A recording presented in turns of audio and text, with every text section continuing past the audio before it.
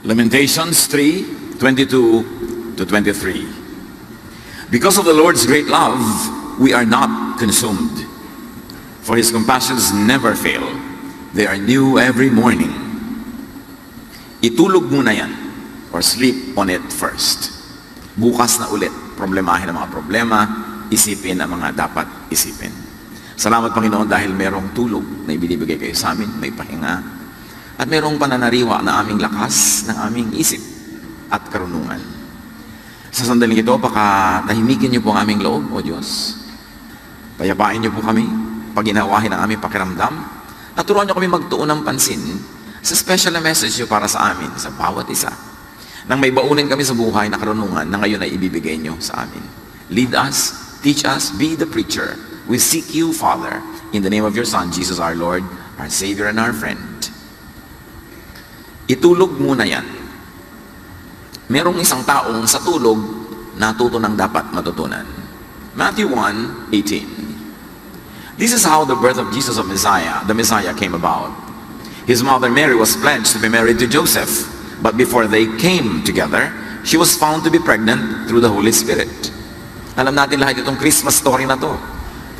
Na si Maria ay nakatakdang ikasal kay Joseph, but before the wedding or the marriage was consummated, before they became physically one in the marriage bed, Mary became pregnant. And it was from the Holy Spirit that she became pregnant with Jesus. So, Joseph got to know about it, and nobody else knew about it. It was a big problem both for Mary and for Joseph. Matthew 1:19.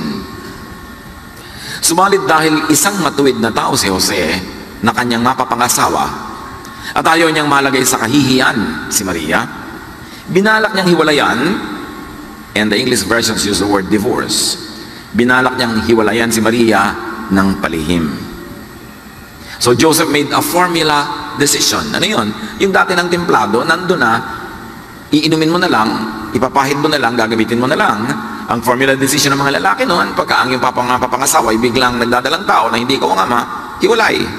Itapon, itakwil, and in this case it was a divorce, because when they were betrothed, 1 year before marriage, may betrothal period, you're already considered married for all intents and purposes, except that you do not join together in the bed of marriage until 1 year passes. At bakit may ganon? Kasi gustong tiyakin ng mga angka ng lalaki na ang babaeng napapangasawa ng kanilang kamag-anak na lalaki ay walang dalang anak ng iba sa kanya. Kaya 1 taon after the betrothal, binabantayan yung babae na yon. Halos ay hindi siya bitawan ng tingin. At pag 1 taon ang lumipas na hindi naman pala siya buntes, tuloy ang consummation of the marriage. And it was during the very crucial betrothal period, observation period, na biglang nagdadalang tao pala si Maria. So, Joseph makes a formula decision. Hindi na itutuloy ang kasalan, i-divorce na kita. Kasi para na rin silang kasal. It was preset by tradition, by popular mentality.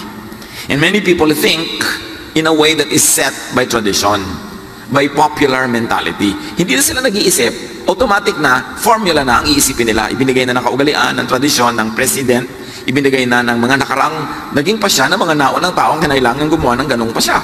So, formula yun. At ang formula, divorce. Walang kasalan na matutuloy.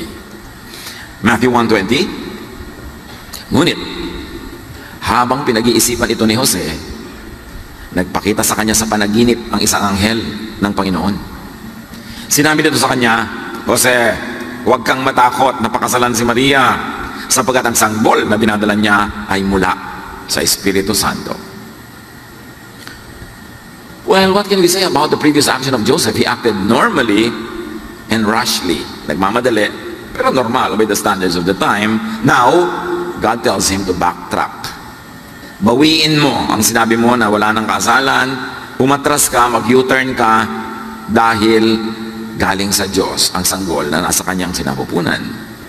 While awake, Joseph managed his own mind like we do.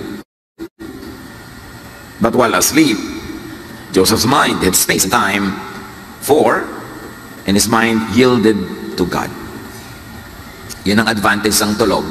Wala kang complete control of your faculties, of your mind, of your thoughts. Doon nagkakaroon ng space ang Diyos. Kaya mahalaga ang tulog. Pag sobra kang laging kulang maging sa tulog, wala na ring space ang Diyos na pumasok sa isip mo. Kung habang gising ka, ay wala naman siya at yung utak mo lang ang umaandar, formula decisions, formula thoughts, usual values ang umaandar, walang space ang divine intervention. But while asleep, rested, peaceful, not in control of his mind, Joseph receives instruction and guidance from the Lord through an angel. May mga magagandang nagaganap pag ang tao ay bumibitaw sa pagkontrol sa sarili niya ang utak. Although pwedeng si Satanas naman ang makialam, kaya double-edged yan. Kaya mahalagang suriin anong nangyari sa panaginip nitong si Jose. Kaya kung meron tayong mahalagang isipin, itulog muna yan. Huwag agad-agad formula decision. Huwag agad-agad gagawa ng hakbang na formula na, gano'n na ang ginawa ng lahat na nauna, automatic na. Kasi maraming bagay na hindi dapat automatic ang desisyon.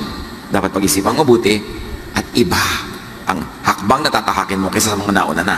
Katulad dito kay Joseph, masyadong unique yung case niya. Sabi ng kanyang kasintahan, pregnant ako. Diba? Alam naman ni Joseph na walang pinagaganap sa kanila. Sabi niya, huwag ka magalala, from the Holy Spirit to. Siyempre sabi ni Joseph, Holy Spirit yan mong lelang mo. Kayo mga yun naniniwala. Kakaiba, unique. Kaya kailangan din ng kakaibang pag-iisip. At sa buhay natin, maraming kakaibang nangyayari. Pero kung hindi mo makilalang kakaiba yon at karaniwan na approach at sagot at action lang ang gagawin mo, mawawala yung kanyang pagiging special. Magiging very ordinary. Matthew 1:22 to 24. Nangyari nga ang lahat ng ito upang matupad ang sinabi ng Panginoon sa pamamagitan ng propeta. Maglilihi ang isang birhen at magsisilang ng isang sanggol na lalaki. So, mapanaginipan man ni Joseph na sinabing, totoo sa Holy Spirit ang dinadala ni Mary, meron siyang pwedeng basihan na alam niya kahit gising siya. Yung sinabi ng propeta na alam naman ng lahat ng mga Israelita. So pag sa panaginip mo ay nakakita ka ng isang guidance na masyadong kakaiba, tapos wala naman siyang reference, wala naman siyang suporta sa alam mo pagising ka, sa common knowledge, magduda ka rin doon. Ito, kakaiba yung ibinigay sa kanyang payo, kakaiba ang desisyon gagawin niya, pero hindi naman totally different and new, kasi meron ng matandang verse na pwedeng pagbasihan na, ay oo nga pala, mangyayari ito. At hindi ko lang inaasahan na kay Maria at sa buhay ko mangyayari, pero may dati nang sinabing mangyayari ito. So pagka meron tayong napanaginipan na sobrang weird at wala namang reference sa tunay na buhay, walang reference sa biology, sa history, sa sociology, magduda ka rin kung reliable nga ba yung panaginip mo or not. Hindi naman lahat ng panaginip galing sa Diyos. Pero ito, may reference na pwedeng pagbatayan na maniniwala ako sa sinabi ng panaginip ko kasi may verse naman na paggising ako alam ko na nandun yun. Meron talagang babaeng maglilihi at magsisilang ng isang sanggol galing sa Diyos. Nang magising si Jose, sinunod niya ang utos ng anghel ng Panginoon at pinakasalan niya si Maria. This revelation and guidance is supported by a known verse, as we have said, Isaiah 7:14. Therefore the Lord himself will give you a sign. The virgin will conceive and give birth to a son. So, sabihin naman ng panaginip kay Joseph na, totoo yun, maniwala ka, galing yan sa Holy Spirit. Sabi niya, ay, nung magising siya, oo nga, may Isaiah 7:14 naman na kahit gising ako, hindi ito panaginip, it's a fact. So yung desisyon na base sa panaginip, may pwedeng kapitan na karunungan na base sa pagiging gising at mulat. So ang lesson dito mga kapatid, huwag din maniwala sa bawat panaginip na lang. Validate dreams and thoughts and ideas, advice, etc., with scripture, with established knowledge. Kasi pwede may mapanaginipan ka na guni-guni mo lang pala o di ka lang naligo. O marami ka ng alalahanin, sumingit sa utak mo habang ikaw ay natutulog. Informed understanding, interpretation, application, and knowledge is all important. Kailangan ng tao, hindi lang nananaginip, marunong din siya pagising. Para hindi siya madaya ng mga panaginip na huwad at wala naman palang katumbas sa totoong buhay. Kaya huwag ding basta-basta maniniwala at sumusunod sa mga kahit anong nalang ng panaginip. Lalo na kung unreasonable yung pupuntahan ng buhay mo dahil naniwala ka sa panaginip. Alam mo na, panaginipan mong sunugin mo ang iyong biyanan. So, wow, panaginip ito, si Joseph ka, nanaginip chance ko na. Pero, mayroon bang ganon? May alam ba tayo na verse na nagsasabing gawin mo ngayon? May alam ba tayo sa common knowledge na pwede mong pagbatayan na tama yung panaginip mo? So, magdududa ka rin sa panaginip mo kung masyadong weird. Hosea 4:6, my people are destroyed from lack of knowledge. Nalipo lang aking bayan dahil sa kamangmangan. Sabi ni Hosea. Kaya hindi ka lang dapat nananalig, hindi ka dapat mangmang. Dapat nananalig ka na informed, that you know, that you're aware, better, educated, experienced. Hindi lang pananalig. Kasi ang pananalig naman wala kang mapanghawakan na basihan sa aktual na buhay, kaya pwedeng yung pinapanaligan mo ay mali. Pwedeng mali. So validate ideas with outward events. Kailangan hindi lang meron akong ganong vision, meron akong ganong panaginip. Nakikita mo rin sa aktual na buhay na may mga bumubukas na pinto para puntahan mo, may mga sumasara para hindi mo pasukin. Katulad ng ano bang outward event sa buhay nitong si Joseph na maaari siyang maniwala doon sa panaginip na hindi nga nagtaksil si Mary. Well, actual events. Nakita na ba niya si Mary? Halimbawa na nakikipag-flirt with other men? Wala namang ganong record. And apparently, by her character, no. Meron ba siyang pruweba kahit konti? Lalaki nagsabi sa kanya, no, alam mo, may nangyari na sa amin yung girlfriend mo. Wala namang ganong event. Wala naman siyang makikitang outward event para bigyan ng patunay yung kanyang pagdududa. So dapat tayo, hindi lang sa panaginip umaasa, tinitingnan mo rin yung actual practical events that happen. Halimbawa, na naginip ka na ikaw ay magiging ganito, super engineer. Pero sa tunay na buhay, talagang nangangamote ka sa math. Hindi ka marunong mag-compute, hindi maintindihan ng angles, sa geometry, bagsak-bagsak ka, di guni-guni mo lang yun, magiging engineer ka. Kasi sa actual and outward events, hindi yun napapatotoohan. So pinagsasama-sama mo yan, versus panaginip, outward events, para ka makarating sa pinaka-tamang desisyon. So Joseph obeyed. That's what we know. And the lesson is to act when the idea or the guidance, the answer to your prayer question is clear, sensible, and doable. Merong isang nanay na naginip, i-donate ang lahat ng kanilang pera, halimbawa sa isang gawain. Hirap na hirap ang buhay nila. May mga may sakit sa pamilya nila, may mga dapat siyang pag-aralin. Ipapapanaginip ba sa iyo ng Diyos yun? Nalipulin mo ang lahat ng kabuhayan nyo, i-donate mo sa something, kasi lahat kayo nakatunganga, gutom, may sakit. Hindi naman yata consistent yun sa karakter ng Diyos. Kaya hindi tayo dapat dalos-dalos nagpapadala sa mga emotional decisions. Do not decide when you are very happy. The tendency is you will be overly generous. Do not decide when you are sad. Do not decide when you're angry. Pagka ang emosyon mo wala sa center, nasa left of center, nasa right of center, don't make an important decision. Maghintay ka. Tulugan mo yan. Itulog mo. Kasi maaari kang magkamali. Kaya yung mga sobrang spiritually high, gagawa ng mga pledges, mamaya nagsisisi. Yung mga high na high dahil nag-retreat, dahil may Bible study, magko-commit ng kung ano-ano, pero mamaya hindi naman mapapatunayan o mapapanindigan. When you are beside yourself, too emotional, either happy or sad, angry or relaxed, stressed or rested, don't make an important decision. Kaya mag-asawang nag-aaway, yung nasa kalagitnaan ng init ng away, huwag kayong hamon ng hiwalay. Diba? Bukas na, itulog mo muna yan. Huwag nag-aaway at sasabi ng mga salitang tapos. Yung, never, don't do it again, I will never see you again. Kasi madalas pagsisisihan mo yan. Itulog muna. Before making an important decision, think about it and think of God. Give God space in your waking hours and in your sleeping hours. So sleep over it. Mahalaga yung hindi ka nagmamadali. Ang Diyos walang minamadali. Laging may oras ka for everything. There is season and a time for every matter under heaven. It is Satan that makes you speed up, hurry up. Kasi sa pagmamadali, pwede ka madulas, madapa, magkamali. May chance na madaya ka pag sobra kang nagmamadali. Psalm 63:6, I think about you before I go to sleep, and my thoughts turn to you during the night. May oras pa ba tayo na isipin ng Diyos, pag-isipan ng mga katuruan ng Diyos bago tayo matulog? Para kung managinip man tayo, yun ang lumabas sa ating panaginip.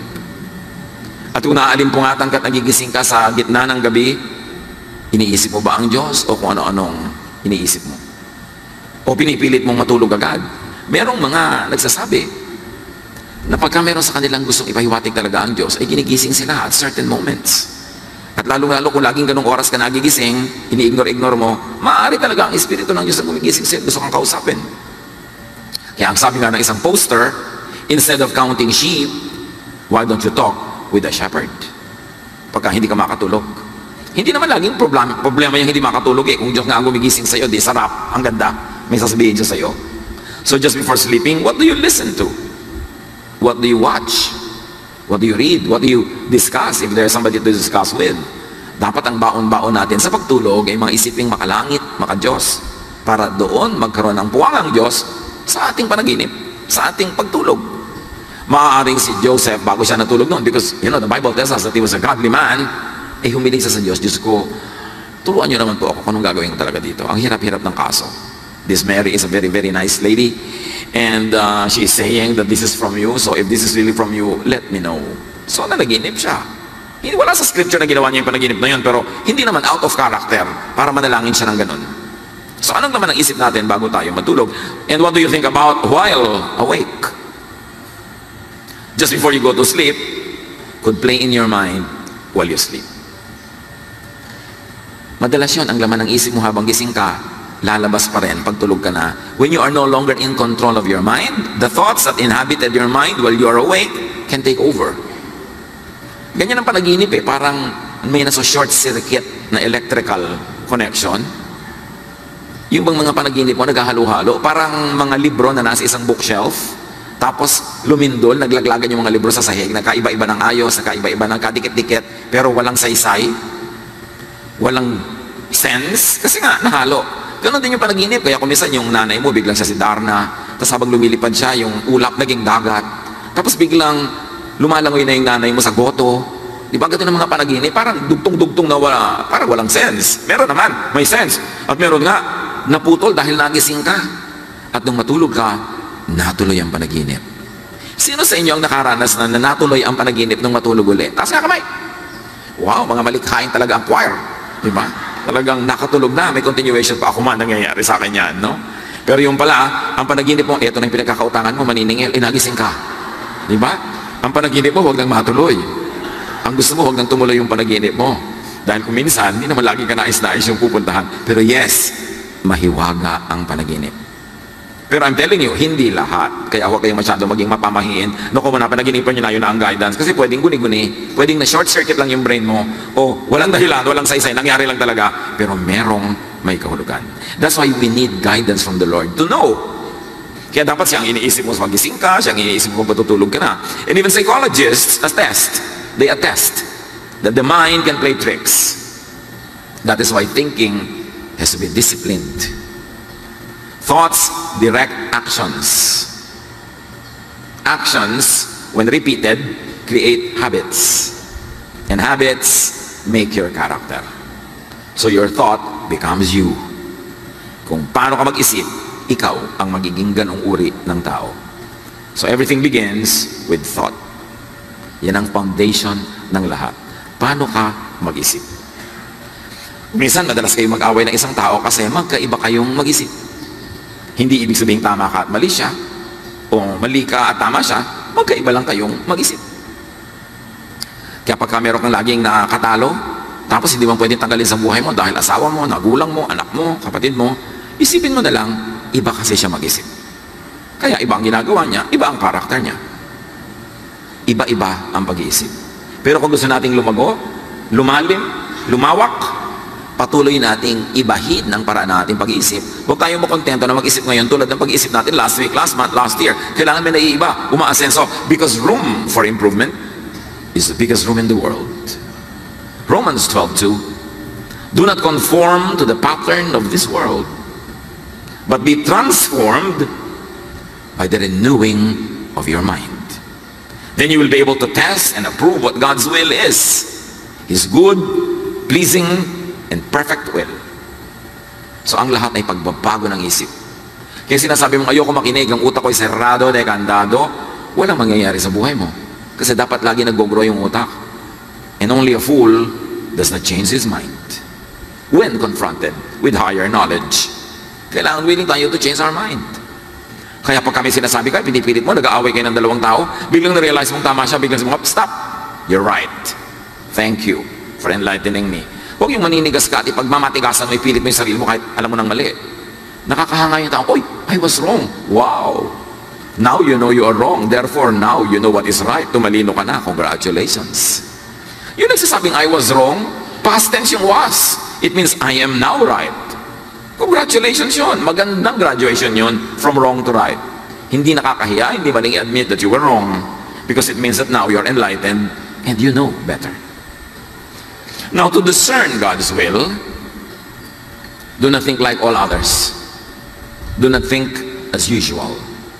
Think out of the pattern. Huwag na tayo mag-isip sa formula.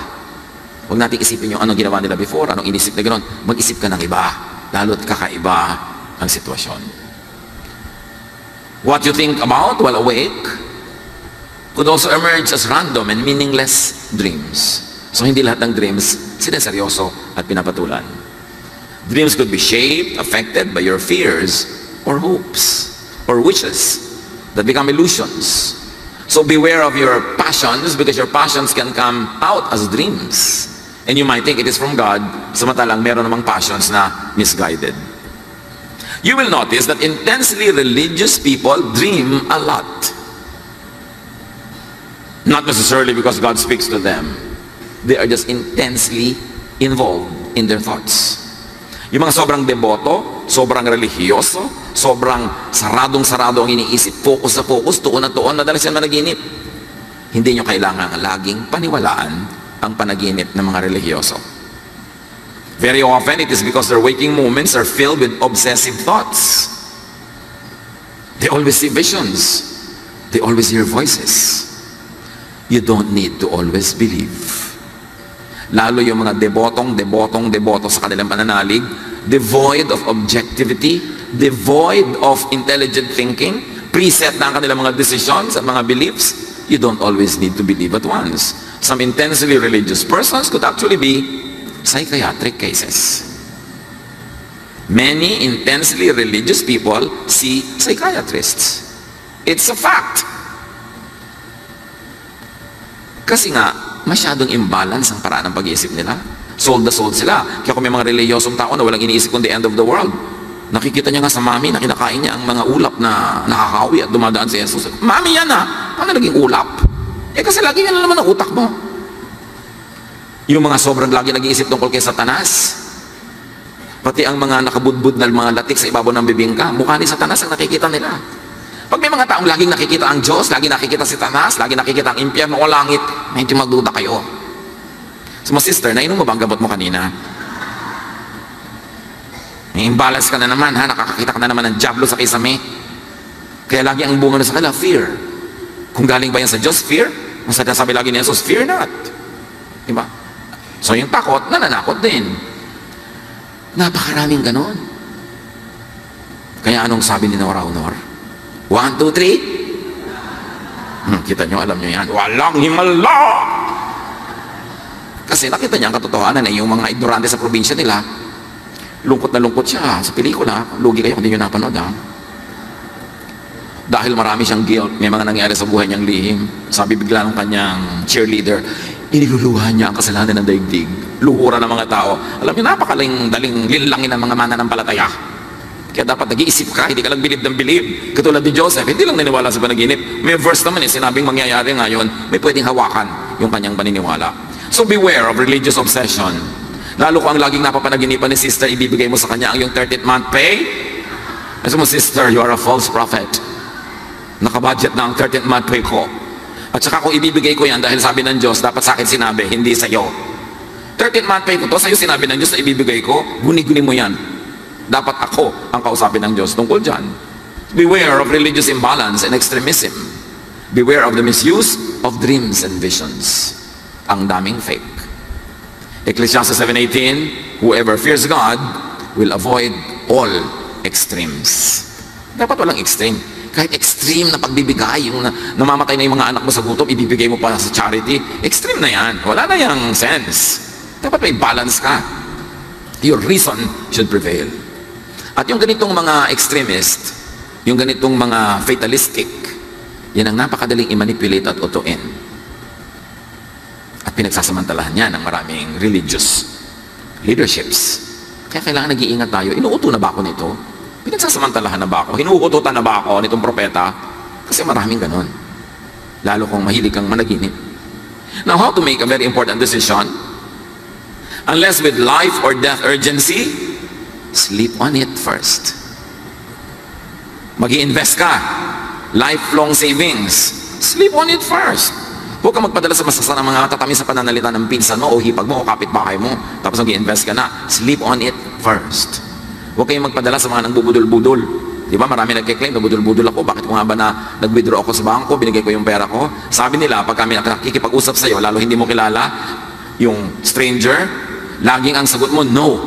Para hindi ka mabudol-budol. Kasi pag nag-yes ka, sasakay na yung thought mo sa thought niya, maaakay na niya. Halimbawa, babae ka ba? Oo. Nakikita-kita mo, babae ka. Di ba? Hindi mo ka. Nagugutom ka ba? Oo. Ang apo mo nasa abroad? Oo. Diba? Meron ka bang savings? Oo. Yun daw ang simula ng budol-budol, yung payag ka ng payag, yes ka ng yes. Kasi nadadala yung brain mo. So, tama mo, babae ka ba? Hindi. Diba? Gabi ako. Diba? Yung, nagugutom ka ba? Hindi. Gusto mo bang mag-usap tayo? Hindi. Hindi ka mabudol-budol pag tanggi ka ng tanggi. Sa outsider, yung hindi mo kilala. Baka naman sabi ng nanay mo, anak, magsaing ka na. Hindi. Nanay, binubudol-budol niyo ako. Kailangan, pinipili mo rin yung hihindihan. Importante yun, yung hindi ka yes ng yes. What's important when you have to make a decision? Let some time pass.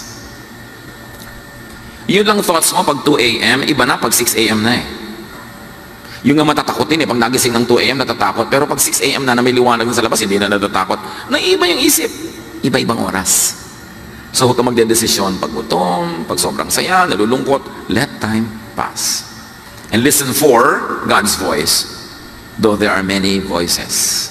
Dapat nadidinig mo, sabi ni Jesus, my sheep hear my voice. Kahit maraming voices of other shepherds, my sheep hear my voice. So be sensitive and discerning. God says, take your time. Satan says, hurry. Kasi sa pagmamadali, pwede kang magkamali.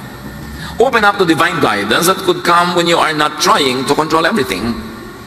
When you are not playing God.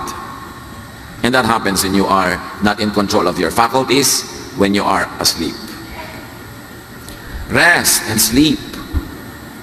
Eat and drink when stressed and troubled. Pag stressed ka, iba ang body chemistry. Ibang klaseng decisions ang gagawin ng iyong brain. Pag hungry, pag puyat, pag uhaw. So rest, drink, sleep. Tulad ng ipinagawa niyang anghel kay Elijah. Elijah was so stressed, so tired, so hungry, so thirsty, he wanted to die. Tapos nung nabusog na uli, nakatulog na, nakainom na, gusto na uling mabuhay, gutom lang yan.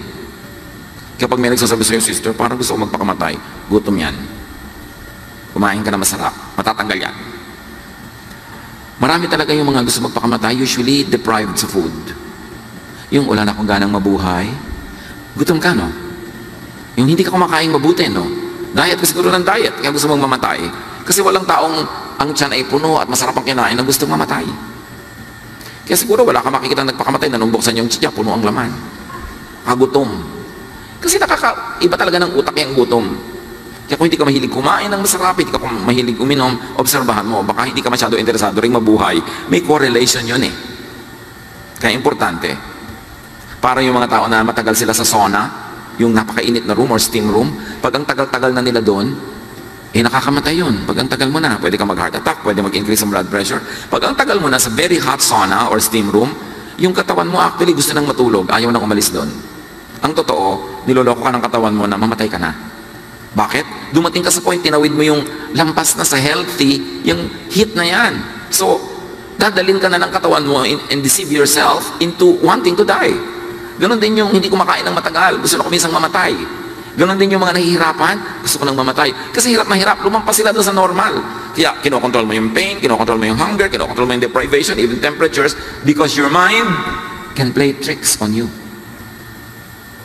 Satan can manipulate you. Kaya dapat walang extreme. Extreme heat, extreme cold, extreme hunger, extreme aloneness, extreme anything. Anybody who fears God will avoid all extremes. Sabi ng Ecclesiastes. Meanwhile, whatever is happening inside your mind and outside of it, God knows. So seek God and depend on God. And this is where good old-fashioned meditation is important. Kailangan nating ibalik sa buhay natin, mga kapatid, yung quiet time, kung ito'y nawala. Yung bago ka matulog, may quiet time ka with the Lord. Yung pagkagising mo, hindi ka aandar agad nagmamadali, may quiet time ka with the Lord. Kung papasok ka sa trabaho o sa school, may gagawin ka, mag-alarm ka 15 minutes before the real time na dapat ka maghanda para may oras ka with the Lord. And begin your day talking with God. Nawala na sa buhay natin yung pagninilay-nilay. Alam niyo yung mga matatanda, kaya maraming wisdom, kahit hindi naman lahat sila nag-school. Nung araw, lahat ng bahay may silyon, may rocking chair. Uupo din ang matanda, uugoy-ugoy, uugoy-ugoy. And even in our ancient pre-colonial rituals, the priestesses would sit on benches or mga duyan at uugoy-ugoy. Kasi sa kauugoy-ugoy, your body gets into the rhythm of a movement that releases your mind from attachment to the things around you. Nakakapagnilay-nilay ka, nakakapagbulay-bulay, at maraming karunungan ang pumapasok sa isip mo, not through formal instruction, but through spiritual revelation. Pero ngayon, wala nang kaoras-oras ang tao para magnilay-nilay, magbulay-bulay, mag-isip-isip. Kasi every empty second is filled with the cellphone. Kahit nga naglalakad between steps, ilalabas pa yung phone. Pagsakay sa elevator, phone agad. Pag kami iniintay na sa bangko, naka-phone agad na ganun, wala nang pag-iisip ang tao ngayon. Tapos pag tinignan mo kung ano yung pinapanood, o ano yung game niya, o kung ano man yung kausap niya, konti naman yung may saysay. Napupuno ang utak ng mga bagay na hindi naman mahalaga. Nawawala ng space ang Diyos. Doing nothing while uncertain is better than doing something wrong. So mga kapatid, ito ang pakatandaan natin. Kung hindi kayo sure sa inyong gagawin, mas mabuti pa wala kayong gawin. Less damage. Kesa may bigla kayong gawin, kailangan nyo pang mag-backtrack. Tulad ni Joseph, kailangan pa niyang umatras, bawiin niya yung sinabi niyang wala ng kasalan. Buti na lang, wala siya ibang pinagsabihan. Less damage. Pag hindi nyo alam, Pastor, hindi ko po alam kung anong gagawin ko sa anak ko. Eh di wala kang gawin, sister. Di mo pala alam eh. Nahimik ka. Tulog mo yan. Pray to God na ipakita niya sa iyo kung anong pinakamaganda mong gawin. Eh pero Pastor, talagang meron akong dapat gawin. Oo nga, pero alam mo ba kung ano? Hindi nga po. Eh sige, bahala ka. Barilin mo, gusto mo? Maglaslas ka, gusto mo? Hindi po. Eh yung pala, hindi mo alam ang gagawin mo. Huwag mong gawin hanggang hindi clear. Mabuti na bago ka pumasok sa isang kalsada, nando ka lang sa kanto, naghihintay, iniisip mo, papasok ba ko o hindi, kumuha ka ng guidance, kasi pasok ka ng pasok, dead end pala, babalik ka lang, sayang oras mo. Do not quickly decide. Do not give an answer or commit yourself. Huwag kayong magpadalos-dalos ang pag-say yes. Kaya yung biglang may magpo-propose sa'yo sa gitna ng napakaraming tao, tapos napa-yes ka na dahil nakakahiya, walang ganyanan, kung talagang hindi, yes, hindi. Sabi niyo, mapapahiya ko, pasensya ka, pumasok-pasok sa nakakayang sitwasyon. Bakit kailangan maraming taong nanonood sa proposal mo? Eh kung tanggihan ko. Bakit kailangan gawing public yan? At ngayon, bisyo na ng napakarami, ginagawa nilang napaka-public ng proposal. Eh kung tanggihan ka. O baka naman yung babaeng may ideya, proposal mo ako pag nakaharap sila ha. Say, I will see, if you are not sure. O tingnan ko, tingnan natin. Huwag kayong oo. Ate, pwede mong ipautang sa akin yung darating na sweldo ng asawa mong marino. Sabi mo, I will see. I will see kung saan bangko ko i-deposit. Hindi para sa'yo. Huwag kayong oo ng oo. Ang i-perfect nyo yung I will see. Para hindi kayo mapasubo. Hindi kayo sure? Tingnan natin. Yung mga ibang Kristiyano nga, ang sagot nila dyan, ipagpe-pray ko pa. Hindi yan eh, alam ko na. Yung mga ipagpe-pray na eh. Pagpe-pray ko muna. Pwede mo rin naman sabihin nyo kung totoong ipagpe-pray mo. Pero huwag kayong ipasubo ang sarili. Pag hindi kayo sure. Mahirap kung mawala. So, pray about it. Really, seriously pray about it. But very importantly, sleep on it. Itulog muna yan. And enjoy your sleep. At meron akong gustong ibigay na card sa bawat isa sa inyo. Madaling i-frame, ikwadro nyo, ilagay nyo sa inyong bedside table or where you will see it before you sleep. It's from Psalm 48. In peace I will lie down and sleep. For you alone, Lord, make me dwell in safety. Card na yan, ready dyan sa labas. Paglabas nyo, claim it. Talaga, may palakpak agad yung by the way, 50 pesos ang isa. No, libre yan. Gusto ko nakikita nyo lagi bago matulog that the Lord is there with you. Huwag kayong natatakot na matutulog kayo na parang wala kayong control because the Lord is in control and the Lord loves you. Ano man ang pinoproblema nyo, itulog nyo muna yan. Ano man ang pasya, itulog nyo. Unless it is life-threatening, urgent, and a decision must be made, God gives you time. Lord, teach us na huwag kami maging padalos-dalos sa buhay. mag-isip, magbulay-bulay, manalangin, at pag hindi pa rin malinaw, mag-research, magtanong, humingi ng payo sa mga matitinong tao, at matulog, magpahinga, para may puwang kayo na makipag-usap sa amin.